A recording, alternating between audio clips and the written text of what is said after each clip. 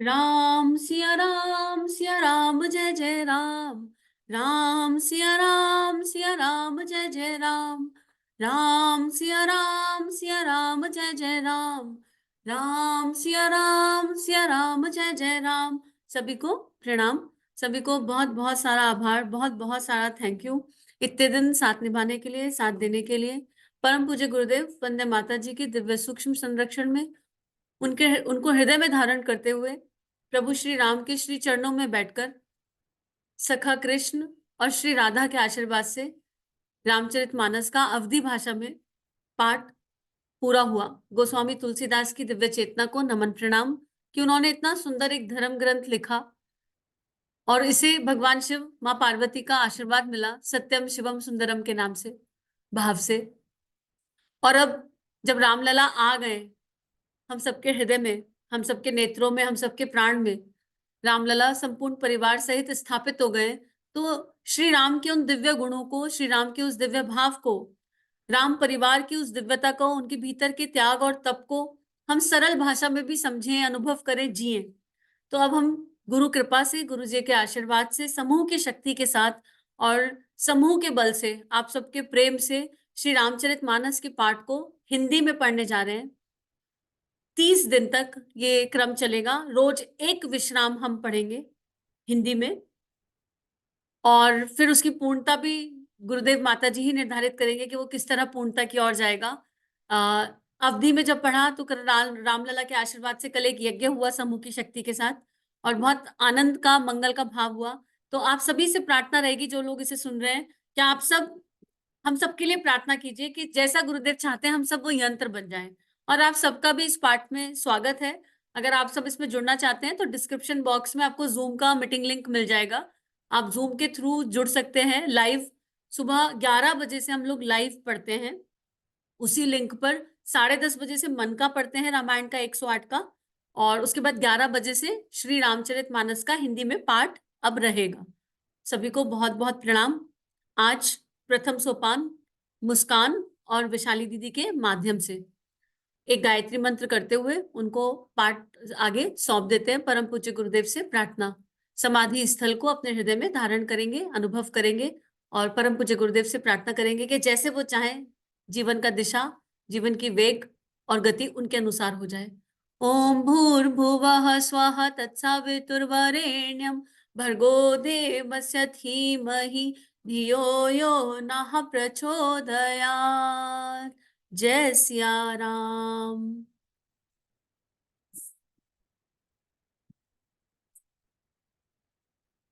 राम सिया राम जय जय राम। राम सिया राम जय जय राम। राम सिया राम जय जय राम। राम सिया राम जय जय राम। श्री गणेशाय नमः। श्री जानकी वल्लभो विजयते। श्री रामचरितमानस प्रथम सोपान बालकांड प्रथम विश्राम।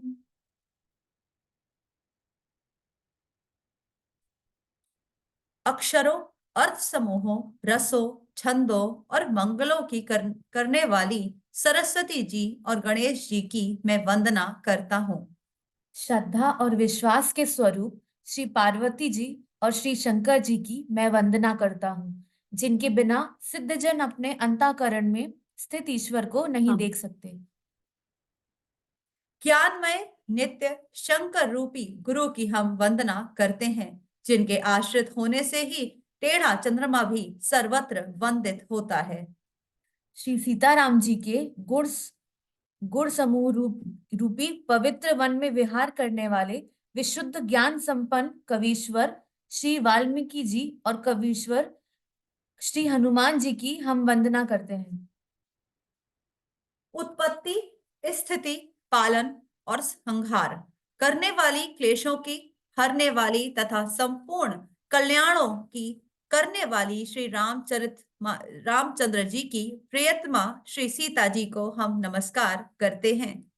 जिनकी माया के वशीभूत संपूर्ण विश्व ब्रह्मादि देवता और असुर हैं, जिनकी सत्ता से रसी में सर्प के भ्रम की भांति यह सारा दृश्य जगत सत्य ही प्रतीत होता है, और जिनके केवल चरण ही की भव सागर से तरने की इच्छा वालों के लिए एकमात्र नौका है, उन समस्त समस्त कारणों से पर सब कारणों के कारण और सबसे श्रेष्ठ राम कहाने वाले भगवान हरि की हम वंदना करते हैं।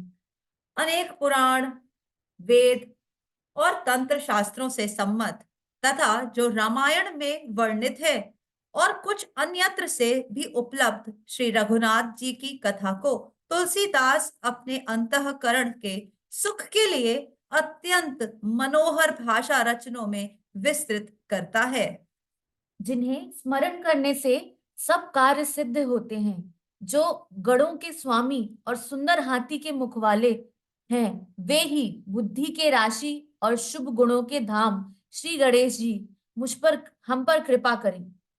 जिनकी कृपा से गूंगा बहुत सुंदर बोलने वाला हो जाता है और लंगड़ा लूड़ा दुर्गम पहाड़ पर चढ़ जाता है। वे कलयुग के सब पापों को जला डालने वाले दयालु भगवान हम पर द्रवित हो दया करें।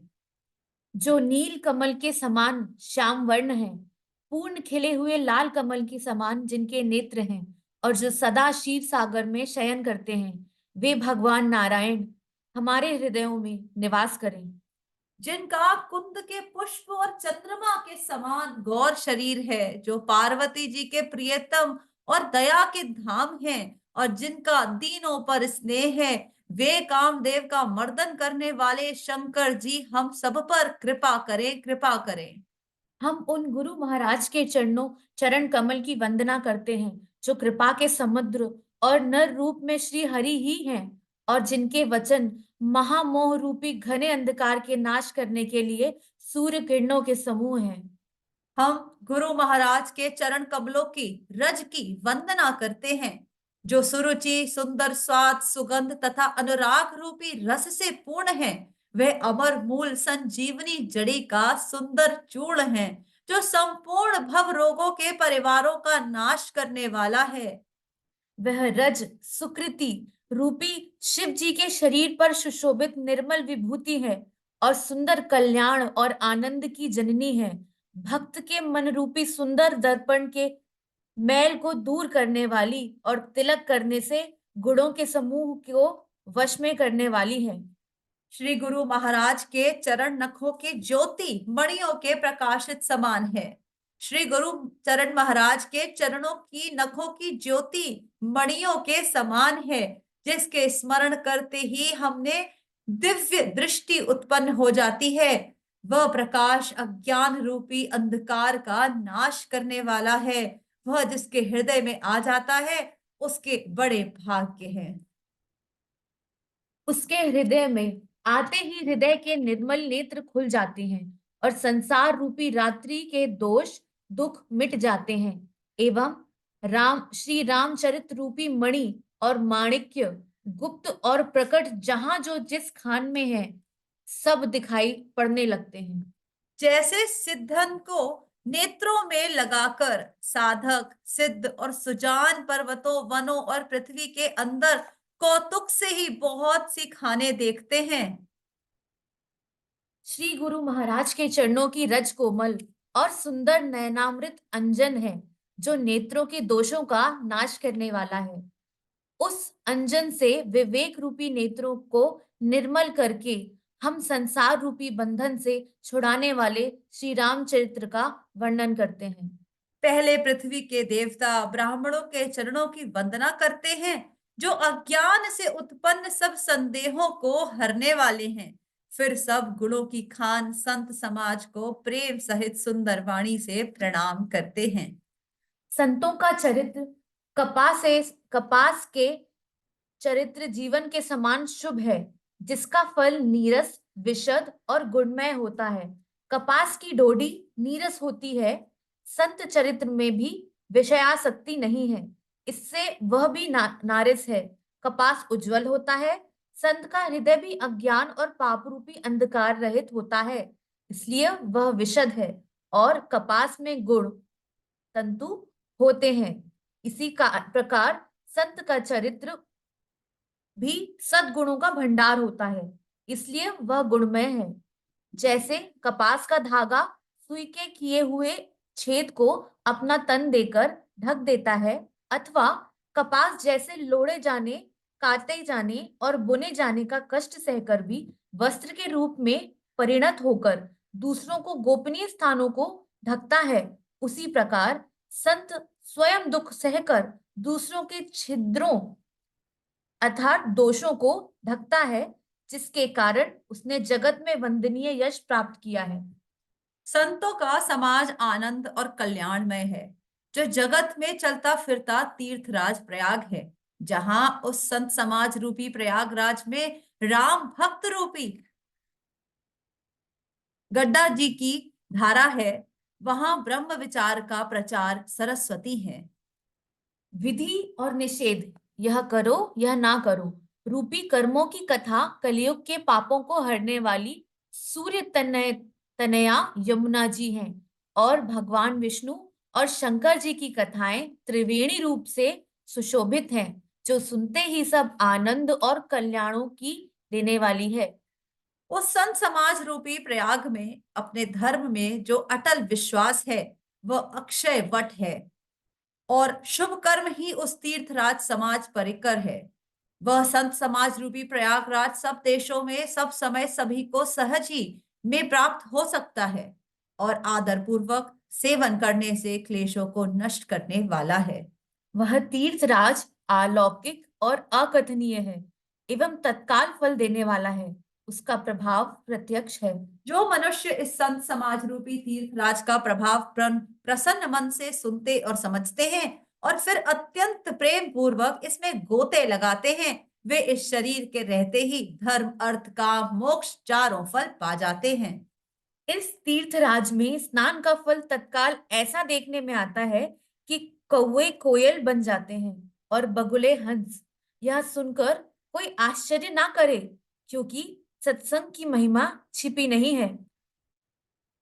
वाल्मीकि जी, नारद जी और गरस्त जी अपने अपने मुखों से अपनी होनी जीवन का वृतांत कही है। जल में रहने वाले, जमीन पर चलने वाले और आकाश में विचरने वाला नाना प्रकार के जड़ चेतन जितने जीव इस जगत में है, उनमें से जिसने जिस समय जहां कहीं भी जिस किसी यत्न से बुद्धि, कीर्ति, सद्गति, विभूति और भलाई पाई है, सो सब सत्संग का ही प्रभाव समझना चाहिए। वेदों में और लोक में इनकी प्राप्ति का दूसरा कोई उपाय नहीं है। सत्संग के बिना विवेक नहीं होता, और श्री राम जी की कृपा बिना वह सत्संग सहज में मिलता नहीं। सत्संग के बिना विवेक नहीं होता, और श्री राम जी की कृपा के बिना वह सत्संग सहज में मिलता नहीं। सत्संगति आनंद और कल्याण की जड़ है।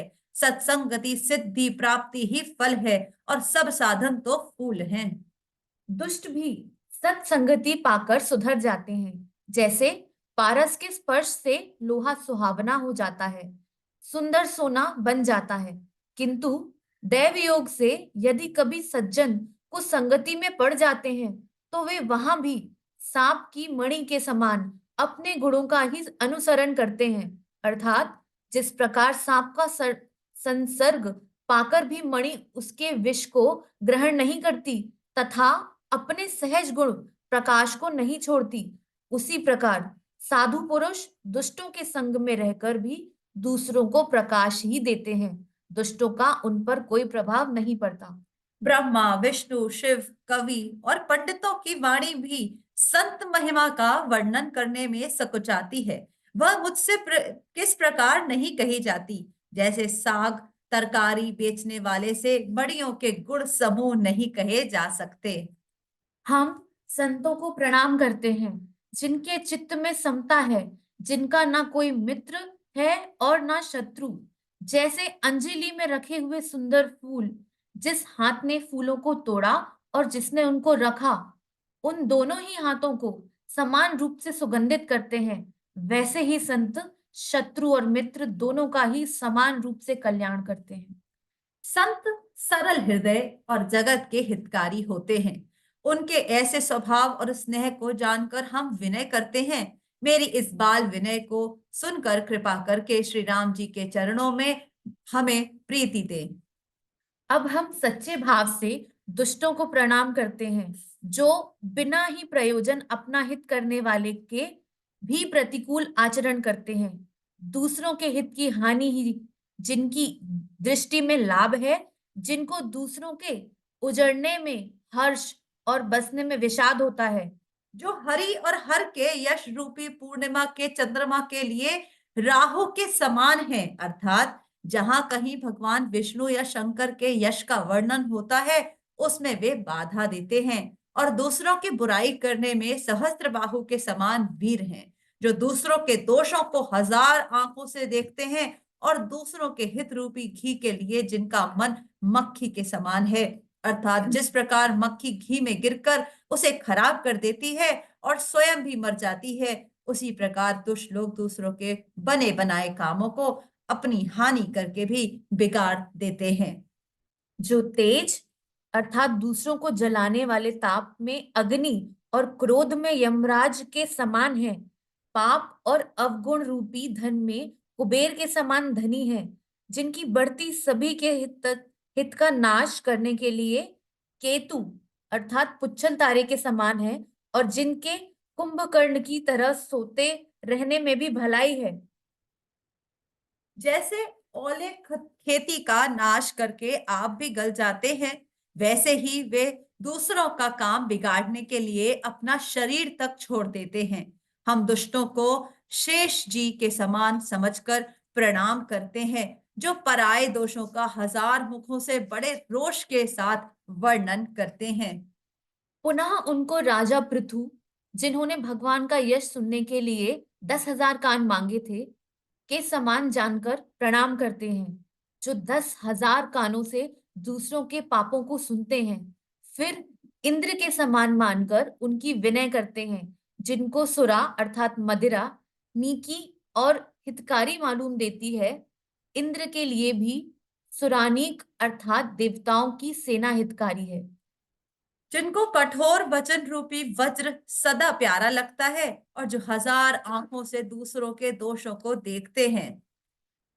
दुष्टों की यह रीति है कि वे उदासीन शत्रु अथवा मित्र किसी का भी हित सुनकर जलते हैं। यह जानकर दोनों हाथ जोड़कर यह जन प्रेम पूर्वक उनसे विनय करते हैं। हम अपनी ओर से विनती की है, परंतु वे अपनी ओर से कभी नहीं चूकेंगे। कौओं के बड़े प्रेम से पालिए, परंतु वे क्या कभी मांस के त्यागी हो सकते हैं। अब हम संत और असंत दोनों के चरणों की वंदना करते हैं। दोनों ही दुख देने वाले हैं, परंतु उनमें कुछ अंतर कहा गया है। वह अंतर यह है कि एक संत तो बिछुड़ते समय प्राण हर लेते हैं और दूसरे असंत मिलते हैं तब दारुण दुख देते हैं। अर्थात संतों का बिछुड़ना मरने के समान दुखदाई होता है और असंतों का मिलना। दोनों संत और असंत जगत में एक साथ पैदा होते हैं, पर एक साथ पैदा होने वाले कमल और जोंक की तरह उनके गुण अलग अलग होते हैं। कमल दर्शन और स्पर्श से सुख देता है, किंतु जोंक शरीर का स्पर्श पाते ही रक्त चूसने लगता है। साधु अमृत के समान मृत्यु रूपी संसार से उबारने वाला और असाधु मदिरा के समान मोह प्रमाद और जड़ता उत्पन्न करने वाला है।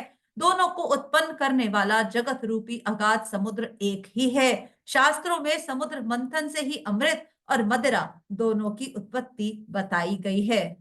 भले और बुरे अपनी अपनी करनी के अनुसार सुंदर यश और अपयश की संपत्ति पाते हैं। अमृत चंद्रमा गंगा जी और साधु एवं विष अग्नि कलयुग के पापों की नदी अर्थात कर्मनाशा और हिंसा करने वाला व्याध, इनके गुण अवगुण सब कोई जानता है, किंतु जिसे जो भाता है उसे वही अच्छा लगता है। भला भलाई ही ग्रहण करता है और नीच नीचता को ही ग्रहण किए रहता है। अमृत की सराहना अमर करने में होती है और विष की मारने में। दुष्टों के पापों और अवगुणों की और साधुओं के गुणों की कथाएं दोनों ही अपार और अथाह समुद्र हैं। इसी से कुछ गुण और दोषों का वर्णन किया गया है, क्योंकि बिना पहचाने उनका ग्रहण या त्याग नहीं हो सकता। भले बुरे सभी ब्रह्मा के पैदा किए हुए हैं, पर गुण और दोषों को विचार वेदों ने उनके अलग अलग कर दिया है। वेद, इतिहास और पुराण कहते हैं कि ब्रह्मा की यह सृष्टि गुण अवगुणों से सनी हुई है। दुख सुख, पाप पुण्य, दिन रात, साधु असाधु, सुजाति कुजाति, दानव देवता, ऊंच नीच, अमृत विष, सुजीवन मृत्यु, माया ब्रह्म, जीव ईश्वर, संपत्ति दरिद्रता, रंक राजा, काशी मगध, गंगा कर्म नाशा, मारवाड़ मालवा, ब्राह्मण कसाई, स्वर्ग नरक, अनुराग वैराग्य, ये सभी पदार्थ ब्रह्मा की सृष्टि हैं। वेद शास्त्रों ने उनके गुण दोषों का विभाग कर दिया है। विधाता ने इस जड़ चेतन विश्व को गुण दोष में रचा है, किंतु संसार रूपी हंस दोष रूपी जल को छोड़कर गुण रूपी दूध को ही ग्रहण करते हैं। विधाता जब इस प्रकार का विवेक देते हैं, तब दोषों को छोड़कर मन गुणों में अनुरक्त होता है। काल स्वभाव और कर्म की प्रबलता से भले लोग अर्थात साधु लोग भी माया के वश में होकर कभी कभी भलाई से चूक जाते हैं। भगवान के भक्त जैसे उस चूक को सुधार लेते हैं और दुख दोषों को मिटाकर निर्मल यश देते हैं, वैसे ही दुष्ट भी कभी कभी उत्तम संग पाकर भलाई करते हैं, परंतु उनका कभी भंग न होने वाला मलिन स्वभाव नहीं मिटता। जो वेशधारी अर्थात ठग हैं, उन्हें भी अच्छा अर्थात साधु का सा वेश बनाए देखकर वेश के प्रताप से जगत पूजता है, परंतु एक ना एक दिन वे चौड़े आ ही जाते हैं। अंत तक उनका कपट नहीं निभता, जैसे कालनेमी रावण और राहु का हाल हुआ। बुरा वेश बना लेने पर भी साधु का सम्मान ही होता है, जैसे जगत में जामवान और हनुमान जी का हुआ। बुरे संग से हानि और अच्छे संग से लाभ होता है, ये बात लोग और वेद में और सभी लोग इसको जानते हैं। पवन के संग से धूल आकाश पर चढ़ जाती है और वही नीचे के और बहने वाली जल के संग से कीचड़ में मिल जाती है। साधु के घर के तोता मैना राम राम सुमिरते हैं और असाधु के घर के तोता मैना गिन गिन कर गालियां देते हैं। कुसंग के कारण धुआं कालिख कहलाता है, वही धुआं सुसंग से सुंदर स्याही होकर पुराण लिखने के काम में आता है, और वही धुआं जल अग्नि और पवन के संग से बादल होकर जगत को जीवन देने वाला बन जाता है। ग्रह, औषधि, जल, वायु और वस्त्र, ये सब भी कुसंग और सुसंग पाकर संसार में बुरे और भले पदार्थ हो जाते हैं। चतुर एवं विचारशील पुरुष ही इस बात को जान पाते हैं। महीने के दोनों पखवाड़ों में उजियाला और अंधियारा समान ही रहता है, परंतु विधाता ने इनके नाम में भेद कर दिया है। एक का नाम शुक्ल और दूसरे का नाम कृष्ण रख दिया। एक को चंद्रमा का बढ़ाने वाला और दूसरे को उसका घटाने वाला समझकर जगत ने एक को सुयश और दूसरे को अपयश दे दिया। जगत में जितने जड़ और चेतन जीव हैं, सबको राम में जानकर हम उन सबके चरणों की सदा दोनों हाथ जोड़कर वंदना करते हैं। देवता, दैत्य, मनुष्य, नाग, पक्षी, प्रेत, पितर, गंधर्व, किन्नर और निशाचर सबको हम प्रणाम करते हैं। अब सब हम पर कृपा कीजिए। 84 लाख योनियों में 4 प्रकार के स्वदेज, स्वेदज, अंडज, अभिदज, जरायुज जीव जल, पृथ्वी और आकाश में रहते हैं। उन सबसे भरे हुए इस संसार सारे जगत को श्री सीताराम में जानकर हम दोनों हाथ जोड़कर प्रणाम करते हैं।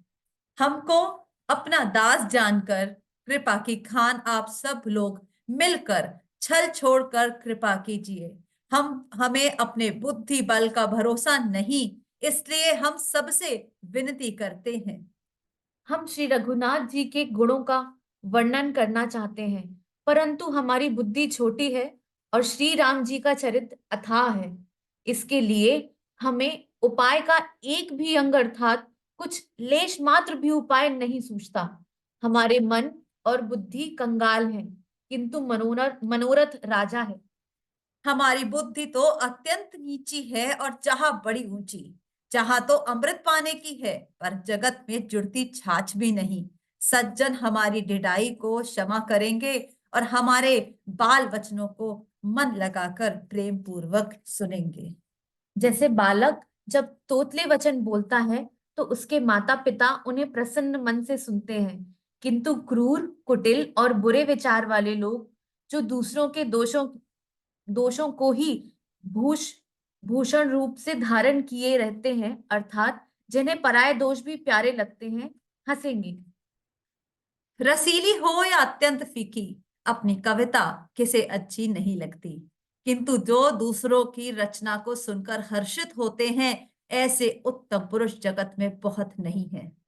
हे भाई, जगत में तालाबों और नदियों के समान मनुष्य ही अधिक हैं, जो जल पाकर अपनी ही बाढ़ से बढ़ते हैं, अर्थात अपनी ही उन्नति से प्रसन्न होते हैं। समुद्र सा तो कोई एक विरला ही सज्जन होता है, जो चंद्रमा को पूर्ण देखकर दूसरों का उत्कर्ष देखकर उमड़ पड़ता है। हमारा भाग्य छोटा है और इच्छा बहुत बड़ी, परंतु हमें एक विश्वास है कि इसे सुनकर सज्जन सभी सुख पावेंगे और दुष्ट हंसी उड़ावेंगे। किंतु दुष्टों के हंसने से हमारा हित ही होगा। मधुर कंठ वाली कोयल को कौवे तो कठोर ही कहा करते हैं, जैसे बगुले हंसों को और मेढक पपीहे को हंसते हैं, वैसे ही मलिन मन वाले दुष्ट निर्मल वाणी को हंसते हैं। जो ना तो कवि के रसिक है और ना जिनका श्री रामचंद्र जी के चरणों में प्रेम है, और उनके लिए भी यह कविता सुखद हास्य सर का काम देगी। प्रथम तो ये भाषा की रचना है, दूसरे मेरी बुद्धि भोली है, इससे यह हंसने के योग्य ही है।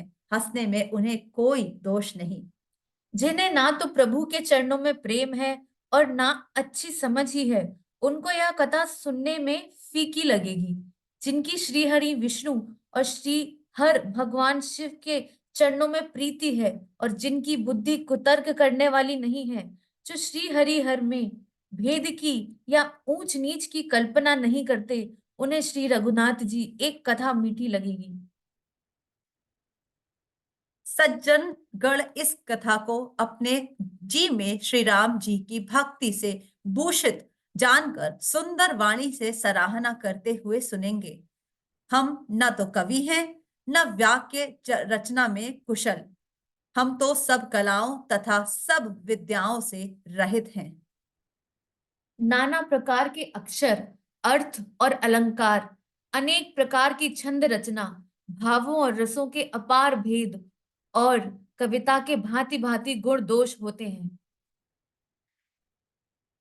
इसमें काव्य संबंधी एक भी बात का ज्ञान हमें नहीं है। ये हम कोरे कागज पर लिखकर शत पूर्वक सत्य सत्य कहते हैं। हमारी रचना सब गुणों से रहित है। इसमें बस जगत प्रसिद्ध एक गुण है। उसे विचार कर अच्छी बुद्धि वाले पुरुष, जिनके निर्मल ज्ञान है, इसको सुनेंगे। इसमें श्री रघुनाथ जी का उदार नाम है, जो अत्यंत पवित्र है, वेद पुराणों का सार है, कल्याण का भवन है और अमंग लोकों को हरने वाला, जिसे पार्वती जी सहित भगवान शिव जी सदा जपा करते हैं। जो अच्छे कवि के द्वारा रची हुई बड़ी अनूठी कविता है, वह भी राम नाम के बिना शोभा नहीं पाती। जैसे चंद्रमा के समान मुख वाली सुंदर स्त्री सब प्रकार से सुसज्जित होने पर भी वस्त्र के बिना शोभा नहीं देती। इसके विपरीत कुकवि की रची हुई सब गुणों से रहित कविता को भी राम के नाम एवं यश से अंकित जानकर बुद्धिमान लोग आदर पूर्वक कहते और सुनते हैं, क्योंकि संत जन भैरों की भांति गुण ही को ग्रहण करने वाले होते हैं। यद्यपि मेरी यह रचना, इस रचना में कविता का एक भी रस नहीं है, तथापि इसमें श्री राम जी का प्रताप प्रकट है।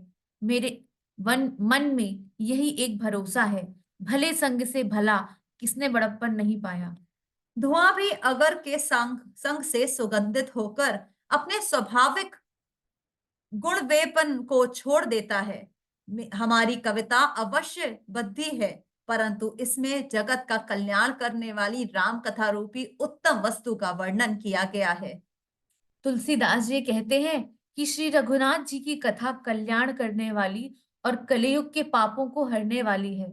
मेरी इस भक्ति कविता रूपी नदी की चाल पवित्र जल वाली नदी गंगा जी की चाल की भांति टेढ़ी है।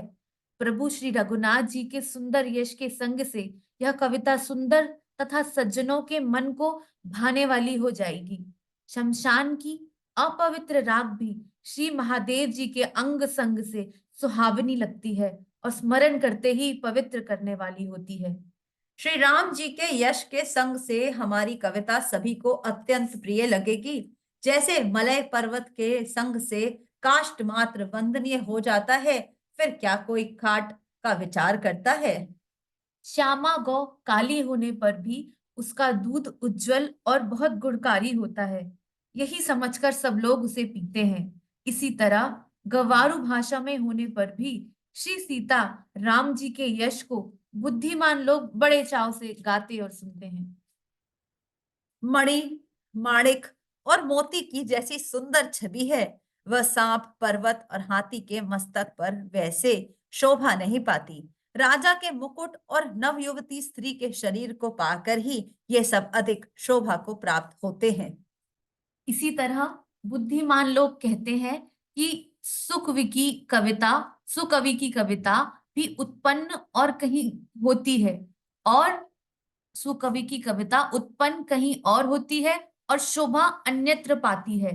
अर्थात कवि की वाणी से उत्पन्न हुई कविता वहां शोभा पाती है जहां उसका विचार, प्रचार और तथा उसमें कथित आदर्श का ग्रहण और अनुसरण होता है। कवि के स्मरण करते ही उसकी भक्ति के कारण सरस्वती जी ब्रह्मलोक को छोड़कर दौड़ी आती हैं। सरस्वती जी के दौड़े आने की वह तथा कवट रामचरित रूपी सरोवर में उन्हें नहलाए बिना दूसरे करोड़ों उपायों से भी दूर नहीं होती। कवि और पंडित अपने हृदयों में ऐसा विचार कर कलयुग के पापों को हरने वाली श्री हरि के यश का ही गान करते हैं। संसारी मनुष्यों का गुणगान करने से सरस्वती जी सिर धुनकर पछताने लगती हैं कि मैं क्यों इसके बुलाने पर आई। बुद्धिमान लोग हृदय को समुद्र, बुद्धि को सीप और सरस्वती को स्वाति नक्षत्र समान कहते हैं। इसमें यदि श्रेष्ठ विचार रूपी जल बरसता है तो मुक्तामणि के समान सुंदर कविता होती है।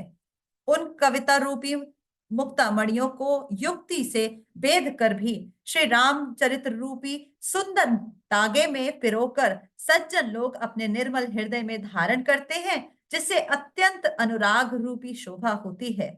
वे अत्यंतिक प्रेम को प्राप्त होते हैं।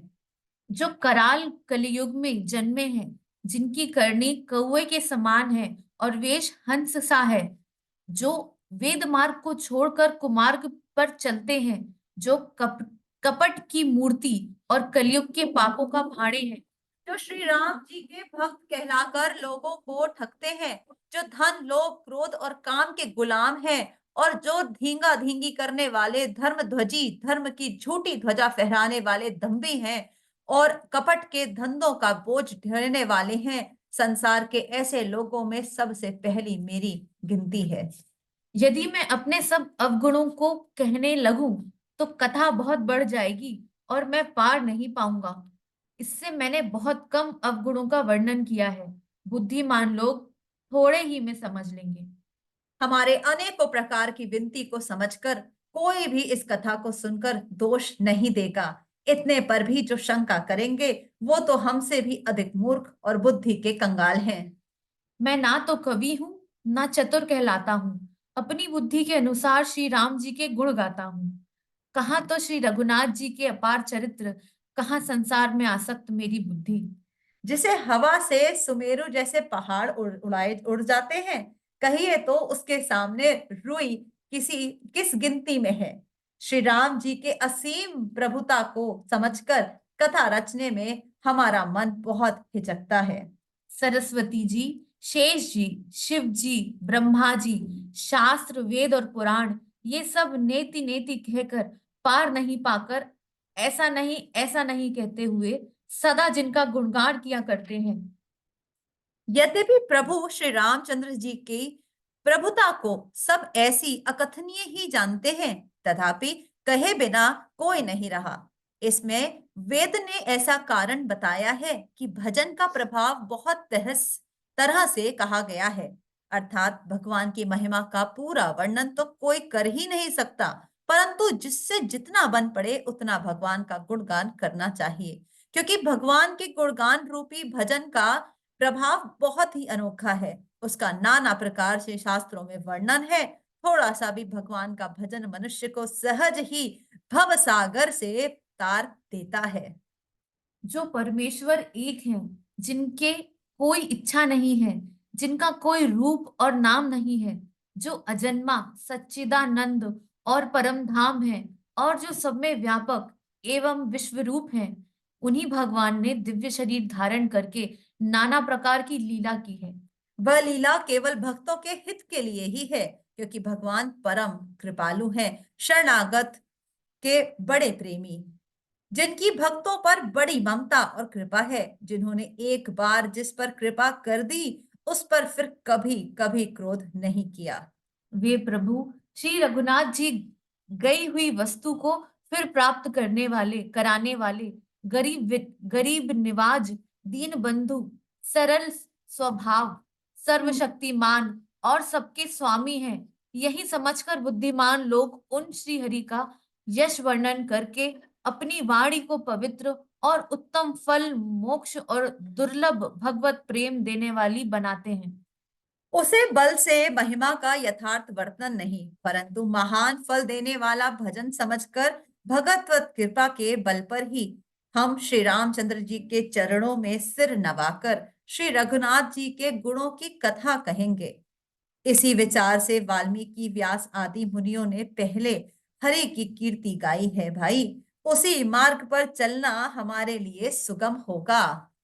जो अत्यंत बड़ी श्रेष्ठ नदियां हैं, यदि राजा उन पर पुल बंधा देते हैं, तो अत्यंत छोटी चींटियां भी उन पर चढ़कर बिना ही परिश्रम के पार चली जाती हैं। इसी प्रकार मुनियों के वर्णन के सहारे मैं भी श्री रामचरित्र का वर्णन सहज ही कर सकूंगा। इस प्रकार मन को बल दिखलाकर हम श्री रघुनाथ जी की सुहावनी कथा की रचना करेंगे।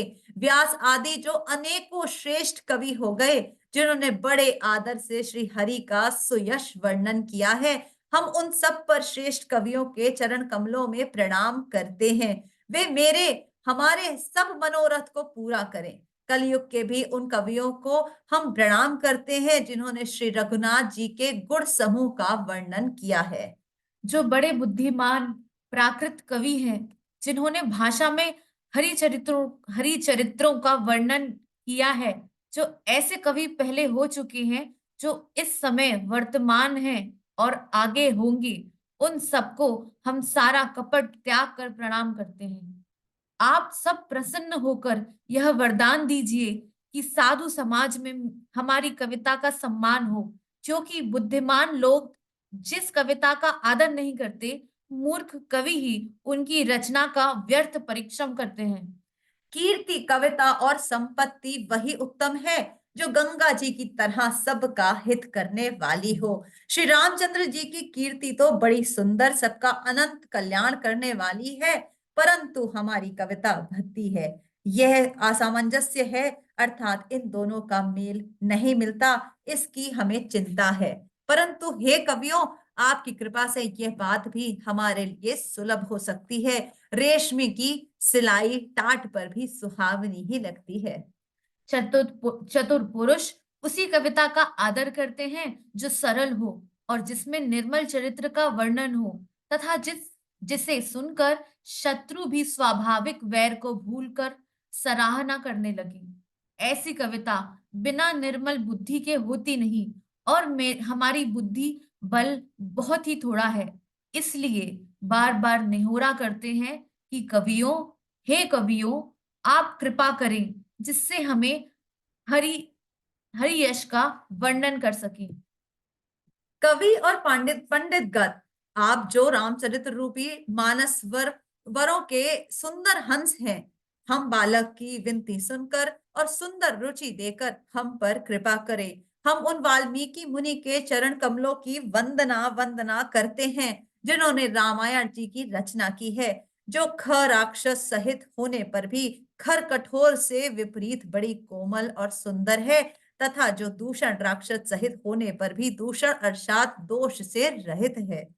हम चारों वेदों की वंदना करते हैं जो संसार समुद्र के पार होने के लिए जहाज के समान है, तथा जिन्हें श्री रघुनाथ जी का निर्मल यश वर्णन करते स्वप्न में भी खेद नहीं होता है। हम ब्रह्मा जी के चरण कमलों रज की वंदना करते हैं जिन्होंने भव सागर बनाया है, जहां से एक और संतरूपी अमृत चंद्रमा और कामधेनु निकले और दूसरी ओर दुष्ट मनुष्य रूपी विष और मदिरा उत्पन्न हुए। देवता ब्राह्मण पंडित ग्रह इन सब के चरणों की वंदना करके हाथ जोड़कर कहते हैं कि आप प्रसन्न होकर हमारे सारे सुंदर मनोरथों को पूरा करें। फिर हम सरस्वती जी और देव नदी गंगा जी का वंदन करते हैं। दोनों पवित्र और मनोहर चरित्र वाली हैं। एक गंगा जी स्नान करने और जल पीने से पापों को हरती है, और दूसरी सरस्वती जी गुण और यश कहने और सुनने से अज्ञान का नाश करती हैं। श्री महेश और पार्वती जी को हम प्रणाम करते हैं जो हमारे गुरु और माता पिता हैं, जो दीन बंधु और नित्य दान करने वाले हैं, जो सीतापति श्री रामचंद्र जी के सेवक स्वामी और सखा हैं, तथा मुझ तुलसीदास का सब प्रकार से कपट रहित हित करने वाले हैं। जिन शिव पार्वती जी ने कलयुग को देखकर जगत के हित के लिए शाबर मंत्र समूह की रचना की, जिन मंत्रों के अक्षर बेमेल हैं, जिनका न कोई ठीक अर्थ होता है और न जप ही होता है, तथापि श्री शिव जी के प्रताप से जिनका प्रभाव प्रत्यक्ष है, वे उमापति शिव जी हम पर प्रसन्न होकर श्री राम जी की इस कथा को आनंद और मंगल की मूल उत्पन्न करने वाली बनाएंगे।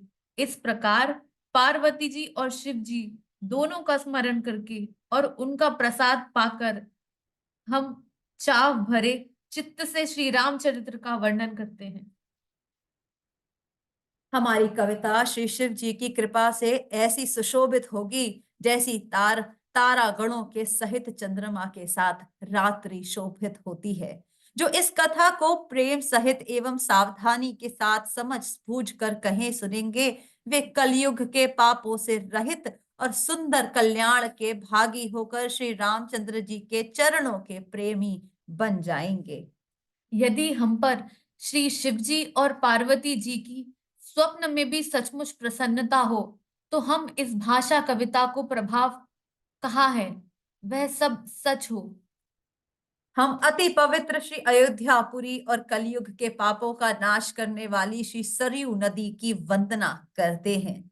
फिर अवधपुरी के उन नर नारियों को प्रणाम करते हैं जिन पर प्रभु श्री रामचंद्र जी की ममता थोड़ी नहीं है, अर्थात बहुत बहुत है। उन्होंने अपनी पुरी में रहने वाले सीता जी की निंदा करने वाले धोबी और उसके समर्थक पुर नर नारियों के पाप मुंह को नाश कर उनको शोक रहित बनाकर अपने लोक में बसा दिया है। मैं कौशल्या रूपी पूर्व दिशा की वंदना करता हूँ जिसकी कीर्ति समस्त संसार में फैल रही है। जहां कौशल्या रूपी पूर्व दिशा से विश्व को सुख देने वाली और दुष्ट रूपी कमलों को के लिए पाले के समान श्री रामचंद्र जी की सुंदर चंद्रमा प्रकट हुई, सब रानियों सहित राजा दशरथ को पुण्य और सुंदर कल्याण की मूर्ति मानकर हम मन वचन और कर्म से प्रणाम करते हैं। अपने पुत्र का सेवक जानकर वे हम पर कृपा करें जिनको रचकर ब्रह्मा जी ने भी बड़ाई पाई, तथा जो श्री राम जी के माता पिता होने के कारण महिमा की सीमा है। हम अवध के राजा श्री दशरथ जी की वंदना करते हैं जिनका श्री राम जी के चरणों में सच्चा प्रेम था, जिन्होंने दीन दयालु प्रभु के बिछुड़ते ही अपने प्यारे शरीर को मामूली तिनके की तरह त्याग दिया। हम परिवार सहित राजा जनक की जी को प्रणाम करते हैं जिनका श्री राम जी के चरणों में गूढ़ प्रेम था, जिसको उन्होंने योग और भोग में छिपा रखा था, परंतु श्री रामचंद्र जी को देखते ही वह प्रकट हो गए। सबसे पहले हम श्री भरत जी के श्री चरणों को प्रणाम करते हैं, जिनका नियम और व्रत वर्णन नहीं किया जा सकता तथा जिनका मन श्री राम के श्री चरण कमलों में भौरों की तरह लुभाया हुआ है, कभी उनका पास नहीं छोड़ता। हम श्री लक्ष्मण जी के श्री चरण कमलों को प्रणाम करते हैं, जो शीतल, सुंदर और भक्तों को सुख देने वाले हैं। श्री रघुनाथ जी की कीर्ति रूपी विमल पताका में जिनका लक्ष्मण जी का यश पताका को ऊंचा करके फहराने वाले दंड के समान हुआ है। जो 1000 सिर वाले और जगत के कारण 1000 सिरों पर जगत को धारण करने वाले शेष जी हैं, जिन्होंने पृथ्वी का भय दूर करने के लिए अवतार लिया है। वे गुणों की खान, कृपा सिंधु, सुमित्रा नंदन श्री लक्ष्मण जी हम पर सदा प्रसन्न रहे। हम शत्रुघ्न जी के चरण कमलों में प्रणाम करते हैं, जो बड़े वीर सुशील श्री भरत जी के पीछे चलने वाले हैं। हम महावीर हनुमान जी की विनती करते हैं, जिनके यश का श्री रामचंद्र जी ने स्वयं अपने श्रीमुख से वर्णन किया है। हम पवन कुमार श्री हनुमान जी को प्रणाम करते हैं, जो दुष्ट रूपी वन को भस्म करने के लिए अग्नि रूप हैं, जो ज्ञान की घन मूर्ति हैं और जिनके हृदय रूपी भवन में धनुष बाण धारण किए श्री राम जी निवास करते हैं। वानरों के राजा सुग्रीव जी, रीछों के राजा जम्बावान जी, राक्षसों के राजा विभीषण जी और अंगद जी आदि जितना वानरों का समाज है, सबके सुंदर चरणों की हम वंदना करते हैं, जिन्होंने अधम पशु और राक्षस आदि शरीर में भी श्री रामचंद्र जी को प्राप्त कर लिया। पशु पक्षी देवता मनुष्य असुर समेत जितने श्री राम जी के चरणों के उपासक हैं, हम उन सबके चरण कमलों की वंदना करते हैं, जो श्री राम जी के निष्काम सेवक हैं। सुखदेव जी, सनकादिक, नारद मुनि आदि जितने भक्त और परम ज्ञानी श्रेष्ठ मुनि हैं, हम धरती पर सिर टेक कर उन सबको प्रणाम करते हैं।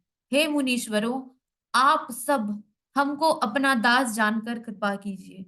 राजा जनक की पुत्री, जगत की माता और करुणा निधान श्री रामचंद्र जी की प्रियतमा श्री जानकी जी के दोनों चरण कमलों में हम वंदना करते हैं, जिनकी कृपा से निर्मल बुद्धि पाए। फिर हम मन, वचन और कर्म से कमल नयन, धनुष बाणधारी, भक्तों की विपत्ति का नाश करने और उन्हें सुख देने वाले भगवान श्री रघुनाथ जी के सर्व समर्थ चरण कमलों की वंदना करते हैं, जो वाणी और उसके अर्थ तथा जल और जल की लहर के समान कहने में अलग अलग हैं, परंतु वास्तव में अभिन्न है। उन श्री सीताराम जी के श्री चरणों की हम वंदना करते हैं, जिन्हें दीन दुखी बहुत प्रिय हैं। हम रघुनाथ जी के नाम राम की वंदना करते हैं, जो कृषाणु अर्थात अग्नि, भानु अर्थात सूर्य और हिमकर अर्थात चंद्रमा का हेतु अर्थात र, आ और म रूप से बीज है। वह राम नाम ब्रह्मा, विष्णु और शिव रूप है। यह वेदों का प्राण है, निर्गुण, उपमा रहित और गुणों का भंडार है। जो महामंत्र है, जिसे महेश्वर श्री शिव जी जपते हैं और उनके द्वारा जिसका उपदेश काशी में मुक्ता कारण है, तथा जिसकी महिमा को गणेश जी जानते हैं, जो इस राम नाम के प्रभाव से ही सबसे पहले पूजे जाते हैं। आदि कवि श्री वाल्मीकि जी राम नाम के प्रताप को जानते हैं, जो उल्टा नाम मरा मरा जप कर पवित्र हो गया। श्री शिव जी की इस वचन को सुन करके एक राम नाम सहस्त्र नाम समान है। पार्वती जी सदा अपने पति श्री शिव जी के साथ राम नाम का जप करती रहती हैं। नाम के प्रति पार्वती जी के हृदय की ऐसी प्रीति देखकर श्री शिव जी हर्षित हो गए और उन्होंने स्त्रियों में भूषण रूप पतिव्रताओं में शिरोमणि पार्वती जी को अपना भूषण बना लिया, अर्थात उन्हें अपने अंग में धारण करके अर्धांगिनी बना लिया। नाम के प्रभाव को श्री शिव जी भली भांति जानते हैं, जिस प्रभाव के कारण कालकूट जहर ने उनको अमृत का फल दिया। श्री रघुनाथ जी की भक्ति वर्षा ऋतु है। तुलसीदास जी कहते हैं कि उत्तम सेवक गण धान है, और राम नाम को तो सुंदर अक्षर सावन भादों के महीने हैं। दोनों अक्षर मधुर और मनोहर हैं, जो वर्णमाला रूपी शरीर के नेत्र हैं, भक्तों के जीवन है तथा स्मरण करने में सबके लिए सुलभ और सुख देने वाले हैं, और जो इस लोक में लाभ और परलोक में निर्वाह करते हैं, अर्थात भगवान के दिव्य धाम में दिव्य देह से सदा भगवत सेवा में नियुक्त रहते हैं। ये कहने, सुनने और स्मरण करने में बहुत ही अच्छे, सुंदर और मधुर हैं। तुलसीदास को दो श्री राम लक्ष्मण के समान प्यारे हैं। इनका र और म का अलग अलग वर्णन करने में प्रीति बिलकाती है, अर्थात बीज मंत्र की दृष्टि से इनका उच्चारण, अर्थ और फल में भिन्नता दिख पड़ती है, परंतु है ये जीव और ब्रह्म के समान स्वभाव से ही साथ रहने वाले, सदा एक रूप और एक रस। ये दोनों अक्षर नर नारायण के समान सुंदर भाई हैं। ये जगत का पालन और विशेष रूप से भक्तों की रक्षा करने वाले हैं। ये भक्त रूपिणी ये भक्ति रूपिणी सुंदर स्त्री के कानों के सुंदर आभूषण कर्ण फूल हैं, और जगत के हित के लिए निर्मल चंद्रमा और सूर्य हैं। ये सुंदर गति मोक्ष रूपी अमृत के स्वाद और तृप्ति के समान है। कच्छप और शेष जी के समान पृथ्वी के धारण करने वाले हैं। भक्तों के मन रूपी सुंदर कमल में विहार करने वाले भौरे के समान हैं, और जीव रूपी यशोदा जी के लिए श्री कृष्ण और बलराम जी के समान आनंद देने वाले हैं। तुलसीदास जी कहते हैं, श्री रघुनाथ जी के नाम के दोनों अक्षर बड़ी शोभा देते हैं, जिनमें से एक रकार छत्र रूप सेफ से और दूसरा मकार मुकुटमणि अनुस्वार रूप से सब अक्षरों के समझने में नाम और नामी दोनों एक से हैं, किंतु दोनों में परस्पर स्वामी और सेवक के समान प्रीति है, अर्थात नाम और नामी में पूर्ण एकता होने पर भी जैसे स्वामी के पीछे सेवक चलता है, उसी प्रकार नाम के पीछे नामी चलते हैं। प्रभु श्री राम जी अपने राम नाम का ही अनुगमन करते हैं, नाम लेते ही वहां आ जाते हैं। नाम और रूप दोनों ईश्वर की उपाधि है। नाम और रूप दोनों ईश्वर की उपाधि है। ये भगवान के नाम और रूप दोनों अनिवर्चनीय हैं, अनादि हैं, और सुंदर बुद्धि से ही इनका स्वरूप जानने में आता है। इन नाम और रूप में कौन बड़ा है, कौन छोटा, यह कहना तो अपराध है। इनके गुणों का तारतम्य सुनकर साधु पुरुष स्वयं ही समझ लेंगे। रूप नाम के अधीन देखे जाते हैं। नाम के बिना रूप का ज्ञान नहीं हो सकता। कोई सा विशेष रूप बिना उसका नाम जाने हथेली पर रखा हुआ भी पहचाना नहीं जा सकता, और रूप के बिना देखे भी नाम का स्मरण किया जाए तो विशेष प्रेम के साथ और रूप हृदय में आ जाता है। नाम और रूप की गति की कहानी अतकथनीय है। वह समझने में सुखदायक है, परंतु उसका वर्णन नहीं किया जा सकता। निर्गुण और सगुण के बीच में नाम सुंदर साक्षी है, और दोनों का यथार्थ ज्ञान कराने वाला चतुर दूरभाषीय है। तुलसीदास जी कहते हैं, यदि तू भीतर और बाहर दोनों ओर उजाला चाहता है, यदि तू भीतर और बाहर दोनों ओर उजाला चाहता है, तो मुख रूपी द्वार की जीभ रूपी देहली पर राम नाम रूपी मणिदीप को रख।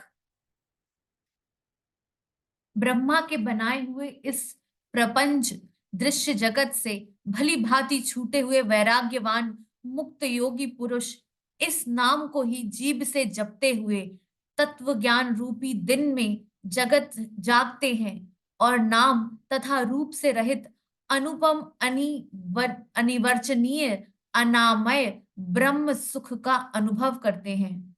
जो परमात्मा के गुण रहस्य को, यथार्थ महिमा को जानना चाहते हैं, वे जिज्ञासु भी नाम को जीभ से जपकर उसे जान लेते हैं। लौकिक सिद्धियों के चाहने वाले अर्थार्थी साधक लौ लगाकर नाम का जप करते हैं और अणिमादि 8 सिद्धियों को पाकर सिद्ध हो जाते हैं। आर्त भक्त नाम जप करते हैं तो उनके बड़े भारी बुरे बुरे संकट मिट जाते हैं और वे सुखी हो जाते हैं। जगत में 4 प्रकार के अर्थार्थी, पहला अर्थार्थी धनादि की चाह से भजने वाला, दूसरा आर्त संकट की निवृत्ति के लिए भजने वाला, तीसरा जिज्ञासु भगवान को जानने की इच्छा से भजने वाला और चौथा ज्ञानी भगवान को तत्व से जानकर स्वाभाविक ही प्रेम से भजने वाले। राम भक्त हैं और चारों ही पुण्य आत्मा, पाप रहित और उदार हैं। चारों ही चतुर भक्तों को नाम का ही आधार है। इनमें ज्ञानी भक्त प्रभु को विशेष रूप से प्रिय हैं। ये तो चारों युगों में और चारों ही वेदों में नाम का प्रभाव है, परंतु कलयुग में विशेष रूप से है। इसमें तो नाम को छोड़कर दूसरा कोई उपाय ही नहीं है। जो सब प्रकार की भोग और मोक्ष भी कामनाओं से रहित और श्री राम भक्ति के रहने रस में लीन है, उन्होंने भी नाम के सुंदर प्रेम रूपी अमृत के सरोवर में अपने मन को मछली बना रखा है, अर्थात वे नाम रूपी सुधा का निरंतर आस्वादन करते रहते हैं, क्षण भर भी उससे अलग होना नहीं चाहते। निर्गुण और सगुण ब्रह्म के 2 स्वरूप हैं। ये दोनों ही अकथनीय अथा अनादि और अनुपम है। मेरी सम्मति में नाम इन दोनों में से बड़ा है, जिसने अपने बल से दोनों को अपने वश में कर रखा है। सज्जन गण इस बातों को मुझ दासी की टिढ़ाई या केवल काव्य युक्ति न समझे। हम अपने मन के विश्वास, प्रेम और रुचि की बातें कहते हैं। दोनों प्रकार के ब्रह्म ज्ञान अग्नि के समान है। निर्गुण उस अप्रकट अग्नि के समान है जो काठ के अंदर है परंतु दिखती नहीं, और सगुण उस प्रकट अग्नि के समान है जो प्रत्यक्ष दिखती है। तत्वतः दोनों एक ही हैं, केवल प्रकट अप्रकट के भेद से भिन्न मालूम होती हैं। इसी कारण निर्गुण और सगुण तत्वतः एक ही हैं। इतना होने पर भी दोनों ही जानने में बड़े कठिन हैं, परंतु नाम से दोनों सुगम हो जाते हैं। इससे मैंने नाम को ब्रह्म से और राम से बड़ा कहा है। ब्रह्म व्यापक है, एक है, अविनाशी है, सत्ता, चैतन्य और आनंद की घनराशि है। ऐसे विकार रहित प्रभु के हृदय में रहते भी जगत के सब जीव दीन और दुखी हैं। नाम का निरूपण करके नाम के यथार्थ स्वरूप, महिमा, रहस्य और प्रभाव को जानकर नाम का जतन करने से, श्रद्धा पूर्वक नाम जप रूपी साधन करने से वही ब्रह्म ऐसे प्रकट हो जाते हैं जैसे रत्न के जानने से उसका मूल्य। इस प्रकार निर्गुण से नाम का प्रभाव अत्यंत बड़ा है। इस प्रकार निर्गुण से नाम का प्रभाव अत्यंत बड़ा है। अब अपने विचार के अनुसार कहता हूं कि नाम अर्थात सगुण राम से भी बड़ा है। श्री रामचंद्र जी ने भक्तों के हित के लिए मनुष्य शरीर धारण करके स्वयं कष्ट सहकर साधुओं को सुखी किया, परंतु भक्तगण प्रेम के साथ नाम का जप करते हुए सहज ही में आनंद और कल्याण के घर हो जाते हैं।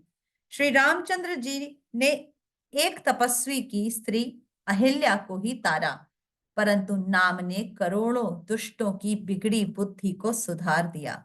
श्री राम जी ने ऋषि विश्वामित्र के हित के लिए एक सुकेतु यश की कन्या ताड़का की सेना और पुत्र सुबाहु सहित समाप्ति की, परंतु नाम अपने भक्तों के दोष, दुख और दुराशाओं को का इस तरह नाश कर देता है जैसे सूर्य रात्रि का। श्री राम जी ने तो स्वयं शिव जी के धनुष को तोड़ा, परंतु नाम का प्रताप ही संसार के सब भयों का नाश करने वाला है। प्रभु श्री राम जी ने भयानक दंडक वन को सुहावना बनाया, परंतु नाम ने असंख्य मनुष्यों के मनों को पवित्र कर दिया। श्री रघुनाथ जी ने राक्षसों के समूह को मारा, परंतु नाम तो कलयुग के सारे पापों की जड़ उखाड़ने वाला है। श्री रघुनाथ जी ने तो शबरी, जटायु आदि उत्तम सेवकों को ही मुक्ति दी, परंतु नाम ने अनगिनत दुष्टों का उद्धार किया। नाम के गुणों की कथा वेदों में प्रसिद्ध है। श्री राम जी ने सुग्रीव और विभीषण दोनों को ही अपने शरण में रखा, यह सब कोई जानते हैं। परंतु नाम ने अनेक गरीबों पर कृपा की है। नाम का यह सुंदर विरध लोक और वेद में विशेष रूप से प्रकाशित है। श्री राम जी ने तो भालू और बंदरों की सेना बटोरी, समुद्र पर पुल बांधने के लिए थोड़ा परिश्रम नहीं किया, परंतु नाम लेते ही संसार समुद्र सूख जाता है। सज्जनगण, मन में विचार कीजिए कि दोनों में कौन बड़ा।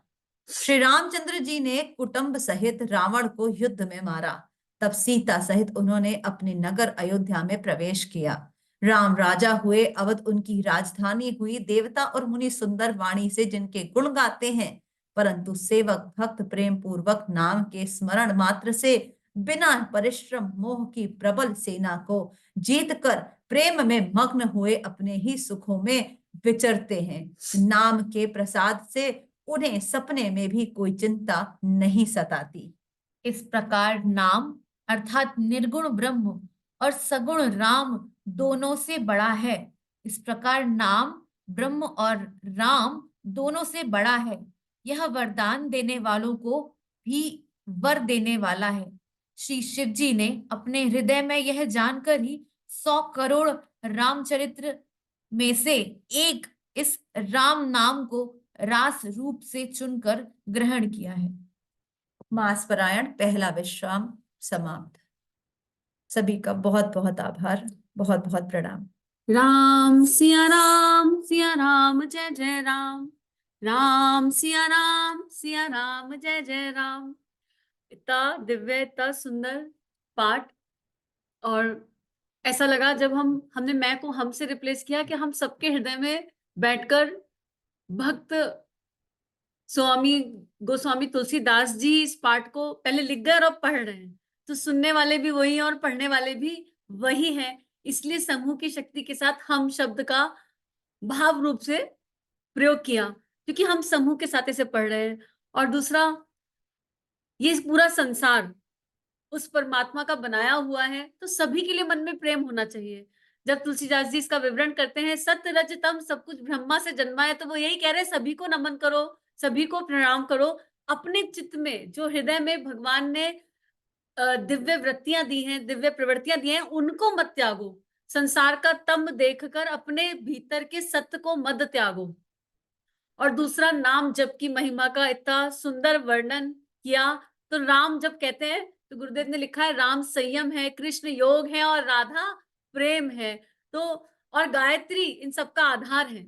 आदिशक्ति गायत्री में सारा सब कुछ समाहित है। वाल्मीकि रामायण का हम सबने जाना है कि वाल्मीकि रामायण का एक एक विश्राम, सारे विश्राम मिला के गायत्री मंत्र बन जाता है। तो गायत्री करते करते ही गुरु के सानिध्य से नाम जब तक गाड़ी आती है ट्रैक पर, और तब कहीं युग निर्माण की सेना खड़ी हो पाती है, ऐसा अनुभव हुआ। तो सभी को बहुत बहुत प्रणाम, समूह की शक्ति को बहुत बहुत प्रणाम। और अब हम अपने मन में तो संकल्प लें कि हम नाम कौन सा करेंगे, वो गुरु जाने।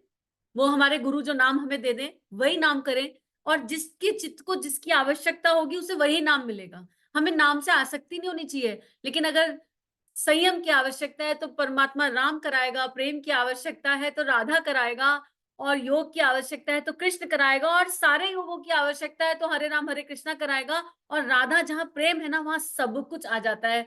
तो हमें तो श्री राधा शक्ति इस राम नाम तक लाई है। पहले गुरु जी राधा तक लाए और राधा को प्रकृति बताया, और वो प्रकृति माँ हमें हनुमान जी के संरक्षण में, हनुमान जी के श्री चरणों से, उनके भाव से श्री राम तक ले आई। और सीता और राधा में, माँ सीता और श्री राधा में, श्री जानकी में कोई अंतर नहीं है, बस युग का अंतर है। और कलयुग में तो जो कर लें वो सही।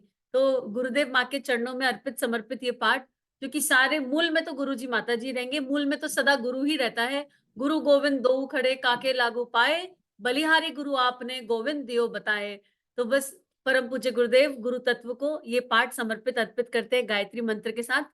ओम भूर्भुवः स्वाहा तत्सवितुर्वरेण्यं भर्गो देवस्य धीमहि धियो यो नः प्रचोदयात्।